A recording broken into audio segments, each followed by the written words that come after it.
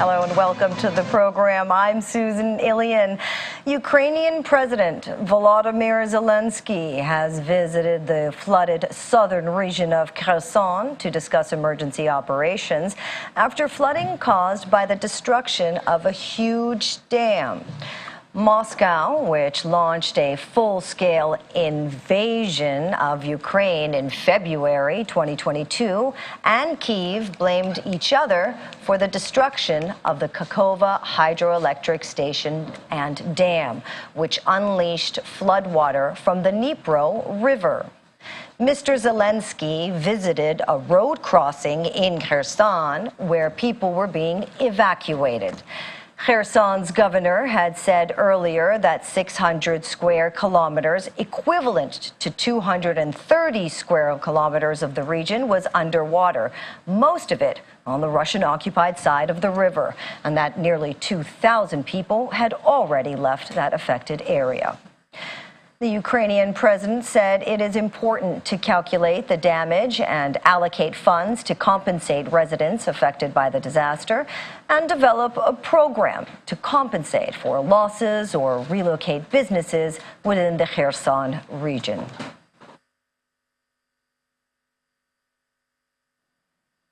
Meanwhile, the Kremlin said that Russian President Vladimir Putin was monitoring the situation in Kherson region after the breach of the Kakhovka Dam led to a major flooding in the Ukrainian region, part of which is controlled by Russia. Kremlin spokesman Dmitry Peskov said, in his words, Mr. Putin instructed the Russian Emergency Ministry to intensify their work there and to help people as well to be more actively involved in helping with mitigating the effects of the aftermath. He adds that Putin had no plans to visit the area affected. Ukraine's prime minister is urging the United Nations, the International Red Cross, and other bodies to act immediately to help flooded residents of southern Ukraine who are receiving no help in areas controlled by Russian occupying forces. The Russian occupiers don't even make an effort to help these people. They have left them to, Denis Shmyhal said in English in a video posted on Telegram, referring to the aftermath of the destruction of the Kakhovka hydroelectric dam. Ukraine says the deluge will swamp tens of thousands of hectares of agricultural land and turn at least 500,000 hectares deprived of irrigation into deserts. 2,000 people have been evacuated from the Ukrainian-controlled part of the flood zone, and waters have reached their highest level in 17 settlements, with a combined population of 16,000 people. Russia imposed a state of emergency in the areas of Kherson province it controls, where many towns and villages lie in exposed lowlands below the dam.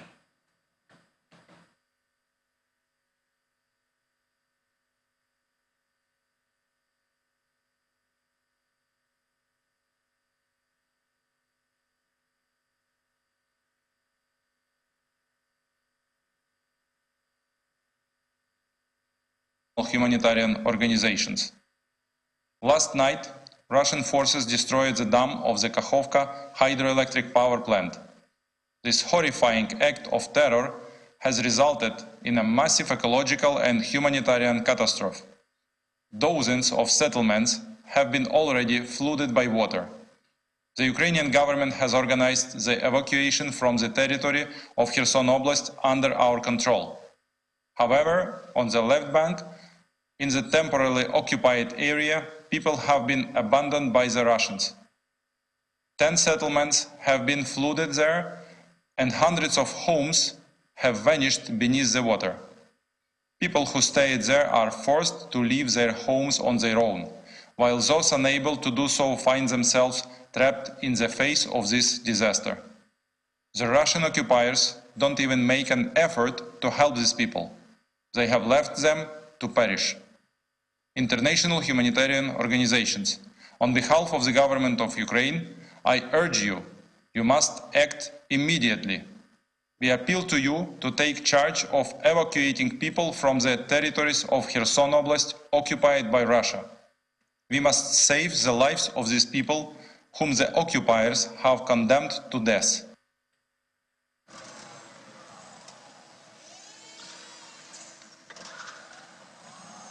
Meanwhile, German authorities are promising to send generators, tents, and camp beds to Ukraine to help those affected by the destruction of the Kakhovka Dam.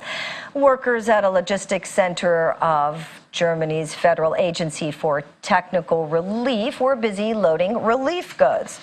Ukrainians abandoned their inundated homes as floodwaters crested across a swath of the south on Wednesday after the destruction of a vast dam on the front line between Russian and Ukrainian forces. Residents waded through flooded streets carrying children on their shoulders, dogs in their arms, and belongings in plastic bags, while rescuers used rubber boats to search areas where the waters reached above head height.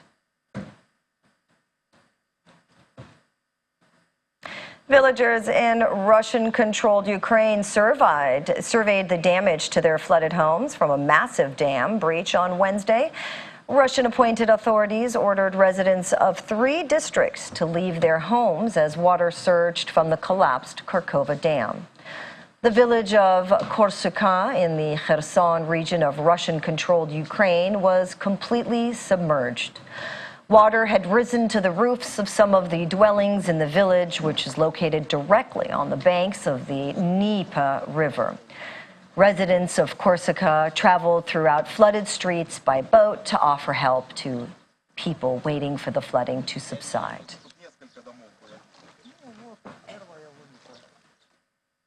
Ukrainian volunteers and the military sailed through flooded Kherson Street on the day the dam burst, seeking residents in need of drinking water and other humanitarian help.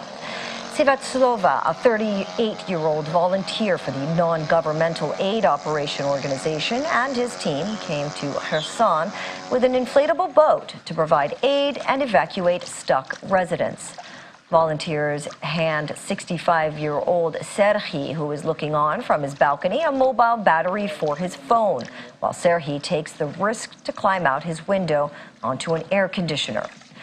Ukrainian soldiers on a motorized boat hand bottles of potable water and 2 warm meals to Serhiy.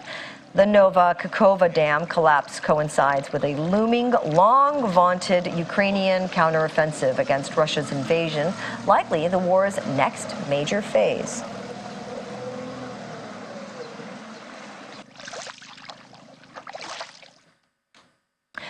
Thousands of dead fish washed up on the shores on the Kakhovka Reservoir after the destruction of the major Soviet-era dam in the Russian-controlled part of southern Ukraine.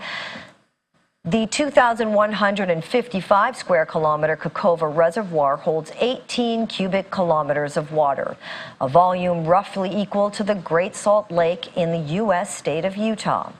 Destruction of the dam unleashed floodwaters across the war zone in what both Ukraine and Russia said was an intentional attack by the other forces. As water surged through the remains of the dam, its levels downstream raced up by meters, while water in the reservoir dried up in a matter of hours. Villagers rushed to construct a makeshift dam in an attempt to save at least some of the fish and preserve as much water as possible for the community to use. Ecologists fear the region's ecosystem will pay a huge price.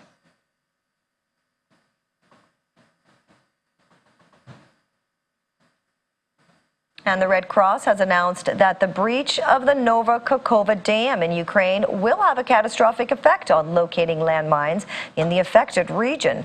The body is warning that it does not know where the hazards are now that the dam has been breached, where it had pegged the locations prior to the incident.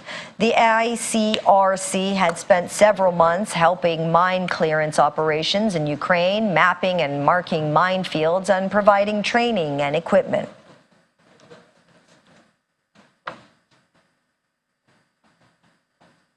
And the U.S. State Department has now confirmed that less than 50 U.S. citizens were aboard the Air India flight on Tuesday from Delhi to San Francisco. That was diverted to Russia's Far East after their Boeing 777 plane developed engine trouble. State Department Deputy Spokesperson Vedant Patel told reporters the department is not aware of any outreach from the American citizens on board the flight to the U.S. Embassy in Russia. The flight diversion raised questions over how quickly the $200 million U.S.-built plane, whose engines are made by General Electric, could be repaired amid U.S. and European Union sanctions on exports of aviation items to Russia. A stranded passenger named Gagan told Indian broadcaster NDTV there were many U.S. citizens on the flight who were worried given the tension between Russia and the United States. I don't have it. First, we understand that there were less than 50 U.S. citizens aboard that flight. We also understand that a relief aircraft is expected to arrive later today to assist the Air India flight and the passengers continue on with their route. I will defer to Air India to speak to any other specifics about their further movements and any of the technical issues. We are not aware of any outreach from some of these American citizens to our embassy and consular officials in Russia, and so don't have anything additional to offer.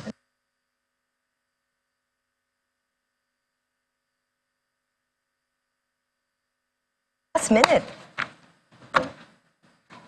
Meanwhile, German authorities are promising to send generators, tents, and camp beds to Ukraine to help those affected by the destruction of the Kakhovka Dam. Workers at a logistics center of Germany's Federal Agency for Technical Relief were busy loading relief goods. Ukrainians abandoned their inundated homes as floodwaters crested across a swath of the south on Wednesday after the destruction of a vast dam on the front line between Russia and Ukrainian forces.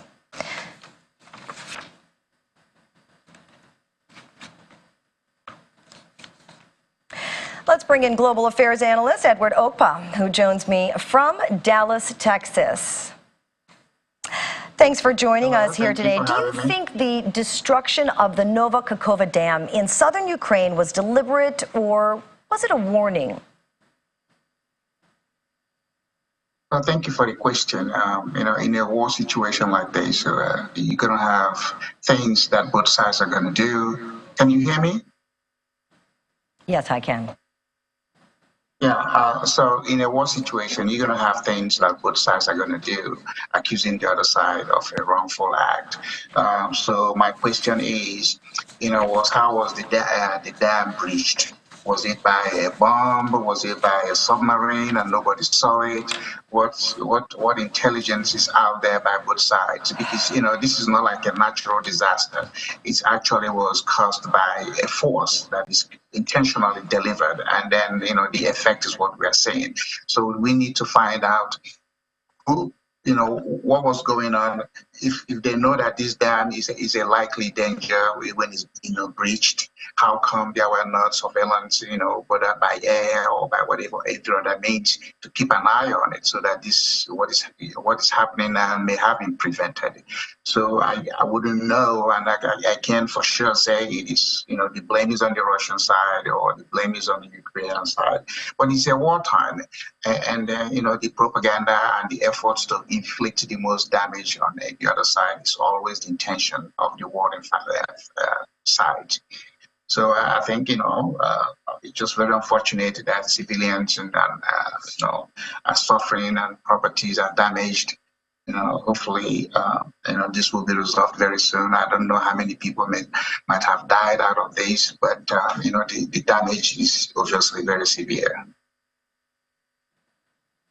All right. Well, Ukraine's agricultural ministry says the Kakhovka Dam flooding will affect tens of thousands of hectares of land, Edward, and could leave at least 500,000 hectares into deserts. Now, isn't this an attack on the dam a threat to humanity? All fingers are pointing towards Russia, yet Moscow claims it's not targeting civilians and critical infrastructure. What can we make sense of this? Well, you can make sense of it because both sides are denying it. And then, of course, the humanity factor, the effect on human beings, agricultural lives and property and animals, is huge because that's the intended outcome. Whomever did this intentionally want this to happen. Again, I said earlier, it's not a natural disaster. It is something that was planned. Who knows how long it was planned, and the fact finally it was executed. So my question to the Ukrainian side: if you didn't do it, and you know that this dam is a likely target, what happens to your intelligence? What happens to your surveillance effort? Because you could have monitored the dam. So nobody has said how was the dam breached. Was it by a submarine? It went underwater. Even when, if that is the case, somebody would have launched the submarine. Was it, was it man-made? I mean, was it man-controlled, or was it, computer controlled, and he went and caused the damage? Was it by bomb? Was it, in which case there was a plane that flew over there and dropped the bomb? So we have to know how was the dam breached. And then if we can determine how it was breached, then we'll be able to see who caused it, because there would have been some equipment used, some heavy duty gun or bomb that was dropped. So that way you can now say, okay, it came from your side. But right now, nobody has made comment. And again, the damage is obvious, the number of areas covered, and then the subsequent, this may take years before we can recover from it. So again, wartime, people are both sides are just going to be committed to inflicting the most damage, regardless of who's going to suffer. Russians who's going to suffer this, Ukrainians who's going to suffer this, and the rest of the world is going to be, perturbed as to, okay, how do we respond? The Red Cross is going to do what they do to respond with, supplies, to help families. And then who knows what the health care is going to be, because, that water, contaminated or that drinkable water, and then when people use it, what else is going to happen by them using that kind of water? And with the dam's collapse that had left hundreds of thousands of people without easy access to drinking water, Edward, many are at the risk of flooding. Many are displaced.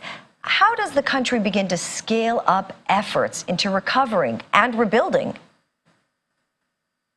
Well, again, when something like this happens, that means resources that were not intended for this sort of effort are going to be diverted, because it's an emergency situation. So now, you're going to call on soldiers, you're going to call on the emergency response team to do this. So it's huge.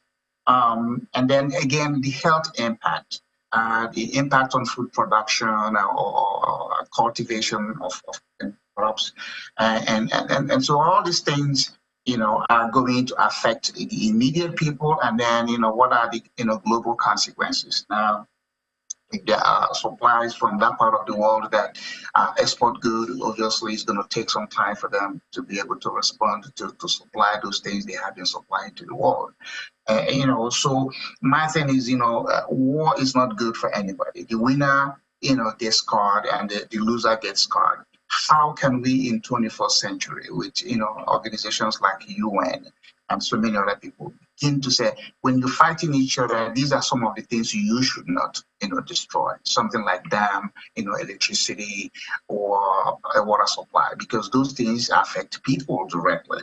So we gotta go to UN General Assembly and start to get a resolution, get all these countries to sign to a new resolution that this sort of thing should not be. And if you do it, then whatever side caused it become enemy of the world. The rest of the world will declare that particular president or people from that country as enemies, and they will go after them however they can get them.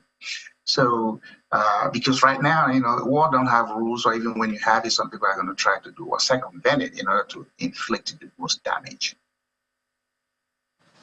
All right, thank you very much, Edward. That was Edward Okpa joining us from Dallas, Texas.